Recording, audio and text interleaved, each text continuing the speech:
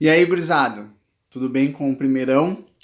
Como é que foram na avaliação, não é? O presente de Natal adiantado. Espero que todos vocês tenham se saído bem.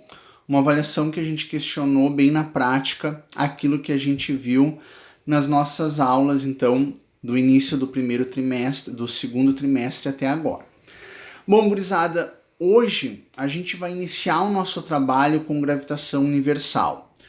Por que eu digo iniciar? Porque a gravitação universal a gente vai dividir ela em duas videoaulas. Na aula de hoje, a gente vai falar sobre a última força que a gente vai estudar agora no nosso segundo trimestre, que é a força gravitacional.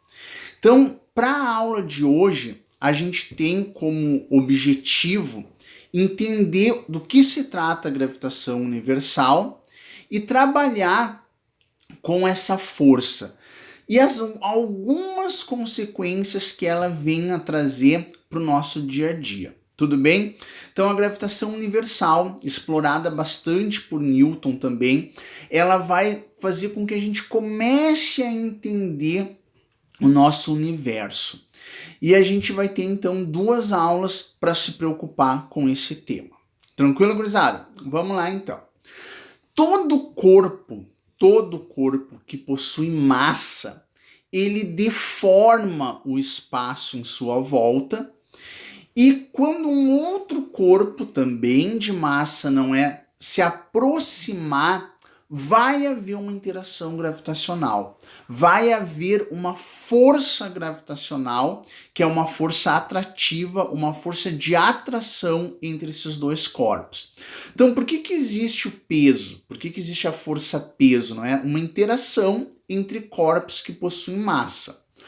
Por que quando eu largo uma caneta, por exemplo, na superfície da Terra, essa caneta se aproxima da Terra e não do meu corpo, já que eu também tenho massa? Porque a força, essa interação gravitacional entre a Terra, com a Terra, é maior, porque a Terra possui maior massa. Então a gente consegue observar que quanto maior as massas dos corpos envolvidos, maior essa força, maior essa interação gravitacional. Então ela é uma força de campo também, os corpos não precisam estar em contato, que ocorre devido a essa propriedade intrínseca de cada corpo que vem a ser a massa. E aí, trabalhando da forma clássica primeiramente, depois Einstein vai falar de ondas estacionárias, vai dar um outro enfoque para a parte de gravitação universal de massa, não é? Mas da forma clássica, o que Newton nos coloca? Ele nos diz uma lei, que a gente passa a chamar de lei de gravitação universal, onde ele afirma o quê? Está ali do lado. Dois corpos atraem-se gravitacionalmente com forças de intensidade diretamente proporcional ao produto das massas e inversamente proporcional ao quadrado da distância que separa esses centros de gravidade. Então eu estou colocando aqui dois corpos, não é uma chargezinha, onde esses dois corpos, a princípio, eles se atraem. Por que se atraem? Porque eles possuem massa e estão a uma distância um do outro. É lógico que nosso dia a dia, a gente não observa essa figura, foi forçado esse desenho, não é? Por que nós não sentimos esse tipo de atração? Porque existe um corpo próximo a nós que é muito maior que qualquer outro, que é o planeta Terra. E é por ele, então, que nós nos sentimos atraídos com uma maior intensidade, o que então inibe esse tipo de figura, não é que a gente não percebe esse tipo de imagem no nosso dia a dia. E essa força gravitacional, essa lei, ela é traduzida então na equação aqui do lado, onde diz que essa força ela é dada então diretamente proporcional ao produto das massas, inversamente proporcional ao quadrado da distância.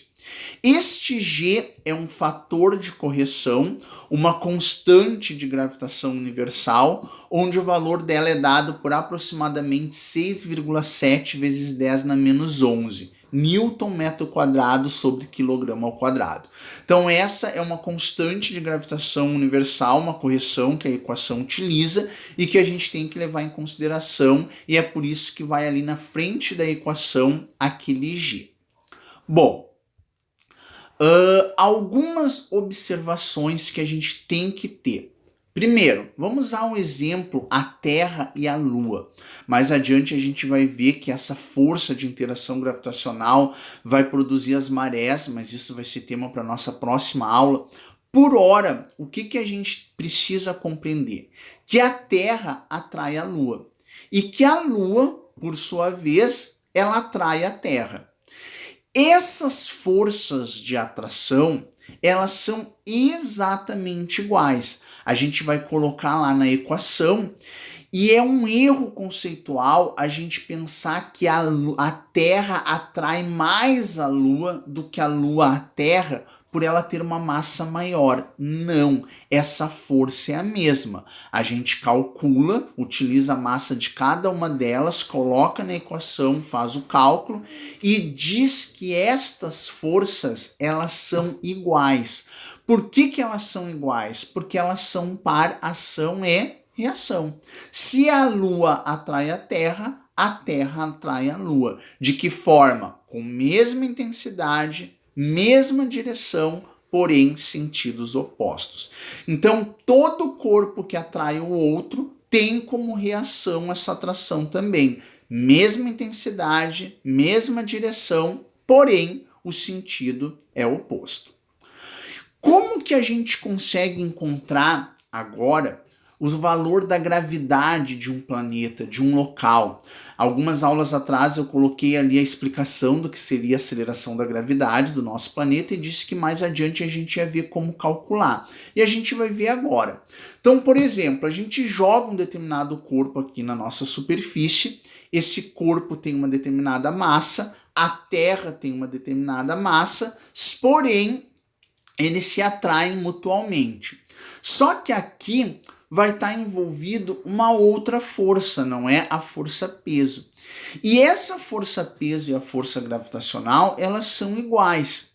Por isso que ali do lado eu posso substituir a força gravitacional por G, M1, M2 sobre D ao quadrado, e a força-peso por M2 vezes G. Esse M2, então, não é a massa daquela esferinha que está ali próximo à Terra. O que a gente pode fazer? A gente anula as duas massas que estão de forma igual nos dois corpos, e eu tenho, então, isolando a gravidade, que ela depende do quê? Da constante universal, da massa do local que ela está e da distância que o corpo está entre ela. Nesse exemplo aqui na superfície da Terra. Mas se esse corpo tiver em um local mais alto, no caso de determinadas alturas, a gente precisa pegar e levar em consideração essa elevação. A gente precisa colocar ali então na distância a soma dessa altura. Então, gurizada, isso é mais para um fator de curiosidade para vocês, para que vocês entendam então que a gravidade de um local ela é calculada desta forma e que quanto mais distante eu tô do centro dessa grande massa, no nosso exemplo a Terra, menor a nossa gravidade vai se tornando, porque como vocês estão vendo na equação ali do lado, são grandezas inversamente proporcionais.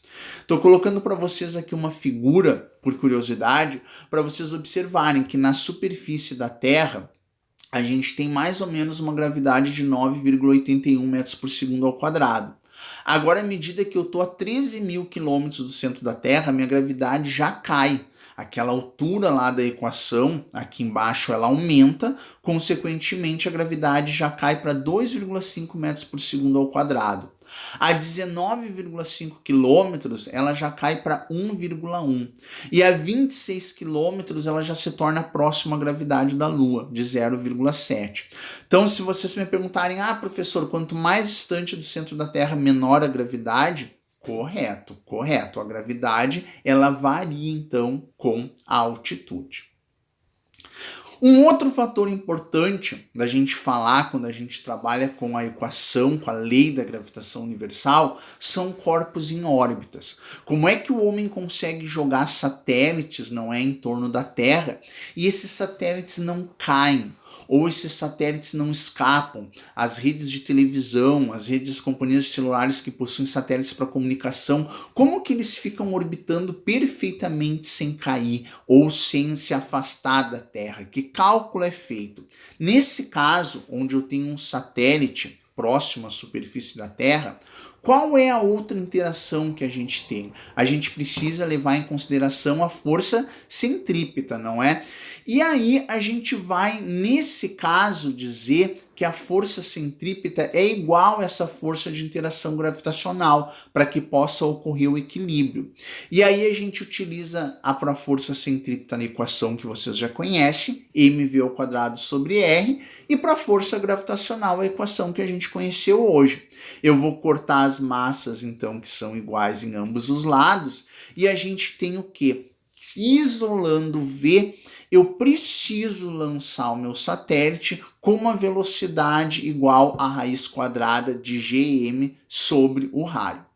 E aqui a gente tem que ter um cuidado, por quê? Porque se a velocidade for maior que um determinado valor, o satélite escapa da Terra, não é? Ali na órbita E, por exemplo, que eu coloquei, o satélite vai escapar da superfície. Agora, se eu colocar um valor menor do que um que eu vou apresentar para vocês, ele cai no exemplo A e B. Eu lanço e ele volta a cair. Então, qual é a velocidade que o satélite tem que ser lançado para que fique perfeitamente em órbita? É o valor de aproximadamente 8 km por segundo. E essa velocidade de 8 km por segundo, então, a gente passa a chamar de velocidade de escape. Se eu pegar e for uma velocidade maior que 8 km por segundo, como eu coloquei ali aproximadamente 11,2 km, eles não retornam à Terra, ele escapa da superfície. Agora, se eu colocar um valor entre 8 e 12, ele fica em órbita, entre 8 e 11, ele fica em órbita em torno do nosso planeta. E se for menor que 8 km por segundo, o que acontece? Ele cai. Então, essa é uma velocidade interessante, é um fator interessante da gente conhecer também. Vocês não têm que ter grandes preocupações em saber esses valores, dificilmente é abordado desta forma em concurso. O que vocês têm que compreender é a interação da força gravitacional, saber trabalhar com os exercícios que calculem e como a gente calcula a gravidade ou as velocidades de escape, isso fica mais para fator de curiosidade. Tudo bem? Também por curiosidade, a gente está vendo aqui do lado, não é? Um astronauta onde ele está utilizando ali uma bolha de ar e ela não cai.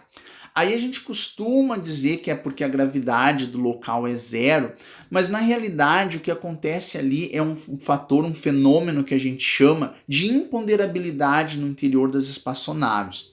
E o que é isso? É a ausência aparente do peso, por quê? Porque normalmente essas espaçonaves ou esses satélites, eles ficam em torno da nossa Terra, não é? Em uma órbita circular, e ali tem uma força centrípeta também, onde a resultante de tudo vai ser o quê? Zero. Então, essa resultante zero dá essa aparência, então, de ausência total de gravidade. E é chamado de imponderabilidade no interior, então, de satélites ou de espaçonaves. Então, gurizada, para a aula de hoje, o que eu quero que tenha ficado claro para vocês? Que todo corpo que possui massa vai interagir com outro corpo de massa também. De que forma? Com uma lei que Newton nos informa, que é chamada da lei da gravitação universal, onde essa força é diretamente proporcional ao produto das massas e inversamente proporcional ao quadrado da distância entre elas, com o fator de correção G que a gente colocou para vocês. Como consequências dessa força gravitacional, a gente falou um pouquinho de como calcular-se a gravidade de um determinado local, saber que essa gravidade depende da altura em que o corpo está. Falamos um pouquinho então da velocidade de escape para que um corpo ele não saia da Terra, não é mais que fique orbitando quando a necessidade da gente lançar um satélite, e por fim, desse efeito de aparência nula da gravidade no interior de alguns corpos em torno do nosso planeta. Tudo bem? Fica para vocês agora fazerem os exercícios da página 44 e 45 da apostila resumo. São exercícios bem simples, aplicação da equação, que num próximo momento a gente coloca a correção para vocês. Tudo bem? Um abraço, se cuidem, fiquem em casa. Aquela recomendação que a gente sempre coloca, não é se precisar sair com todos os cuidados necessários. E eu peço para quem ainda não se inscreveu no canal que clique ali para mim. Tudo bem? Um abração para todos vocês. Até a próxima.